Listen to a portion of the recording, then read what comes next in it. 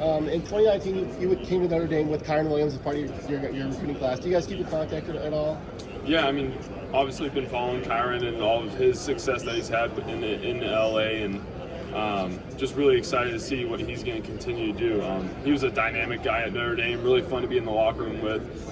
You kind of saw the emotions he plays with there, and then he's continued that in the NFL and had a heck of a young career, and he's going to keep doing that for sure. When I was in Mobile, I think I heard you use the phrase "work works." Can you describe kind of what that means to you when you process? Yeah, I mean, when you put in the hard work, normally good things happen and come from it, right? It's hard to get stuff and without putting in the work for it. And so, that's this kind of mindset, you got to put in the work, and eventually if you just keep, every day coming to work, with your hard hat on and doing the right things, like there's going to be some goodness that comes out of that. Jack, can you talk about your Senior Bowl week and what that experience was like? Yeah, it was a quick turnaround from the national championship to go to the Senior Bowl, but just get the opportunity to go out there and compete and be around like the best in college football. It was really certainly a special opportunity, and to go out there and have a really good week and prove that you belong and you can be there and hold your own. It was I was really glad I had the opportunity and be able to show people what I could do. Were there any guys on offense or defense that stood out to you? You go across the board, it's like there's a lot of dudes here, and it was just cool being a part of all of that. Jack, pass defense is an often overlooked trait for linebackers. You had some great reps in Mobile in the one-on-ones. Talk a little bit about your pass coverage and why you think that's important for your game. Yeah, if you look at the game of football, it just feels like everything's being more and more spread out.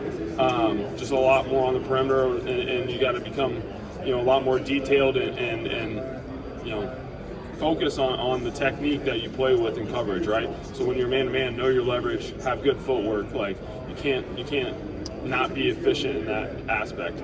Otherwise, you'll get burned. There's so many good athletes, so many good just dynamic players on the offense that you have to be in great shape in the pass game for sure. When you look at film leading into the week, what are some traits you're looking for in receivers or running backs you might have to cover? Yeah, it's all about knowing the personnel you're going to go up against, right? Is this a scat back? Is this someone who's going to try to take up space, or is he going to try to make a move, or is he going to try to run through you, right? Because that creates a different mentality of how you're going to go up against someone, right? Is this someone that's really good with their hands and block destruction? He can, if I try to jam him, he's going to be able to get off. Or is this someone I have to be physical with and get up there, and that's a good way to disrupt them.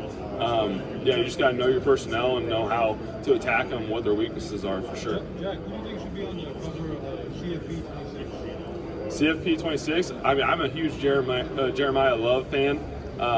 You look at some of his highlights this year with the hurdles and all that, I think he'd be an excellent candidate to go on that cover. At the Raiders? At the Senior Bowl and here, being able to meet with almost every team, and so just trying to feel out what everybody likes, what I can do for them, and just trying to put my best foot forward every time. What stands out to you about the Raiders with high motor guys like Robert Spillane, the linebacker, Max Crosby? Yeah, you look at they got first off, I think it's a lot of really great guys in that locker room. Thomas Harper's a Notre Dame guy that is there now.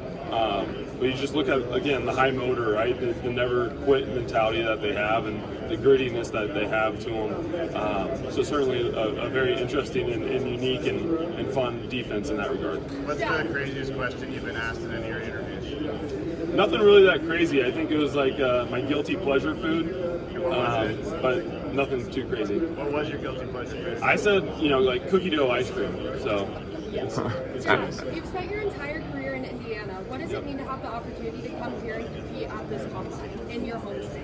Yeah, it's really cool. We had interviews in Lucas Oil Stadium, and it's funny because I've played in Lucas Oil Stadium 3 times now, and so it feels like home, right? I've been in Indiana my entire career, and kind of have such a huge step going into the next phase of my journey and my career to be in Indianapolis. It's really special. I realize you played on college football's biggest stage. Do you ever take time to sort of reflect on what this journey from Royal Center has been like? Yeah, especially this past season, knowing that it was kind of be the last, in college, I took a lot of time to reflect of, where I've been, my high school days, but also the journey from, showing up as a early enrollee in South Bend to where I'd become. it's it's been a really special ride. And certainly this last season, going on a national championship run, it was really special, and to kind of take that all back in, it's like, wow, look how far we've come. Do you think you might be the smallest town represented here?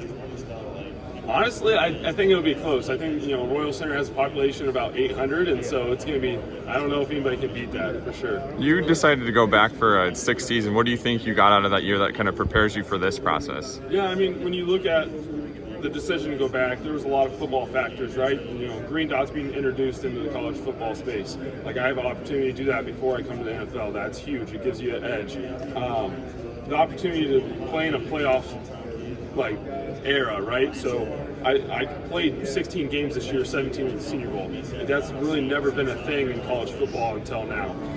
And that's an NFL season, again, so just prepping for that NFL mentality. All that, and then you look at what can I do at Notre Dame, right? The roster that we had coming in, the guys in the locker room, the coaching staff, you knew this team was going to be special, and I certainly want to be a part of it. And then to have an opportunity to be a captain and lead those guys, that was a big deal to me. And so definitely one of the best decisions to go back, and I think it's made me even more prepared to be here today. As a captain, Saquon had an influence, so we've been following what he did this year. Who? Saquon. Yeah. The story at all? Yeah, really neat story to come in, as a prove it type of guy, right? To prove where he's coming from and to do it on the biggest stage and make a big play in the Super Bowl and kind of cement himself as a component of that defense. It's such an elite defense. It's a really inspiring story, and it shows again, the circumstances might not be in your favor sometimes, but if you just keep putting in the work, good things happen. Have the Packers talked to you down here at all? The Packers? The Packers, yeah. Yeah, I mean, bumped into them, seen them, but we have interviews the next couple of days too, so we'll see how that goes. Definitely the benefits of staying for that 6 years. Do you feel like many scouts throughout this process may come for a network player to have more reps and just kind of Yeah, I don't think I'm being held back in any ways by being an older player. If anything, I think that gives me an edge, right? I'm not a kid coming out of college trying to figure out how to handle real life. I've been through that. I'm very mature, and I've, again, had a lot of experience. And I think that's only going to help me, become a professional and help make an impact for a team. Jack, you and your former defensive coordinator both transitioning now to the NFL. What have your conversations been like with Al Golden over the past few weeks since you guys left? Yeah, I think so. I was one of the first persons in the building to talk to him when he made the decision, and you could just tell how emotional that was for him, right? What these last 3 years have meant to him, and so it was really cool to have that moment. Now, we're both kind of stepping away at the same time, but it's been cool. Just he won a big award as the best assistant coach in the country, and so was able to talk to him, just congratulate him, tell him how much he meant to the defense and to me personally, and then seeing him down here, right? We're walking to and from the stadium, seeing each other, and I'm like, Coach, you need to interview me, you pull me aside, you want me to go up on the board or anything? And he's laughing, and he's like, no, we got all our answers on you, we're good. But it's just really cool to see him kind of get that chance as a DC in the NFL. That's really special. What is Cincinnati getting in him as a defensive coordinator? Yeah, I think first off, it's a guy that's going to work and out-prepare anybody. He knows ball, and he knows how to prep guys around him, right? We never went into a game feeling that we weren't prepared, and I think that's an edge that we had on defense. But then he's such a cerebral guy, able to understand what the moment is and what's needed in the moment and how to adjust, right? So that's just something he's so good at. And then he's just a great leader, right? He's able to, he never gets too high, never gets, too fired up on the sideline. He's able to keep that cool, calm, collected mentality and be able to talk to players and have that relationship to make you play better. Jack, what does it mean to you to be the player that has played the most games in Notre Dame history? Yeah, you think about all the names in Notre Dame, football lore, and my name's up there with, able to be out there the most and put on that gold helmet more than anybody else. That's pretty special.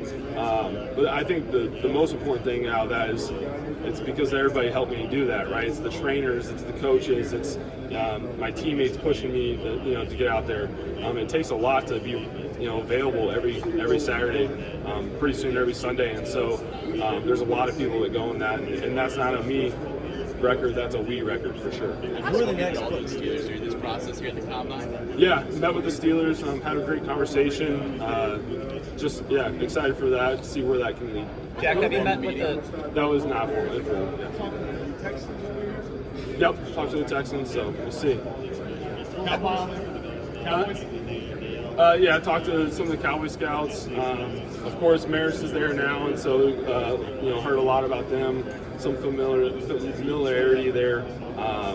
We'll see. Who are the next players up to come behind you at Notre Dame? And can you tell me a little bit about Marcus Freeman's development as a head coach? Yeah, next players come through Notre Dame. Like obviously, you got Jeremiah Love. You look at what he was able to do this year, but then you got a plethora of young guys too. Leonard Moore stepping up as a true freshman and playing really good ball.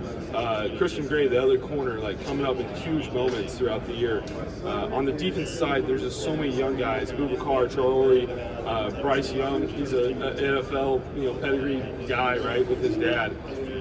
And then on offense, we got some young offensive linemen. We got some guys coming in, some receivers. There's a lot of talent at Notre Dame, and I think that just goes to show, Coach Freeman, the type of coach he is, he's able to attract guys that want to come play elite football, will also want to come to South Bend, Indiana, where there can be a lot of snow, because it's something more than just football, right? It's about being a better person, growing as a person, the holistic person, and yet you get the opportunity to compete for a national championship, and so I think that's pretty special, and he's certainly the right person to be at the helm. How did you see Marcus sort of evolve from defensive coordinator to where he is now as a head coach? Yeah. I'm really fortunate. I was one of the only guys in on the team still that had him as the LB in DC, and to see him go from that to the head coach, and even in the last 3 years as he's evolved as the head coach, in the way he takes on different perspectives and is able to adapt and really lean on other people, but also have the confidence of his own and knows what he's doing. Just have a lot of respect for him and everything he's done for the program and what he's done to help progress this program to get to this stage for sure.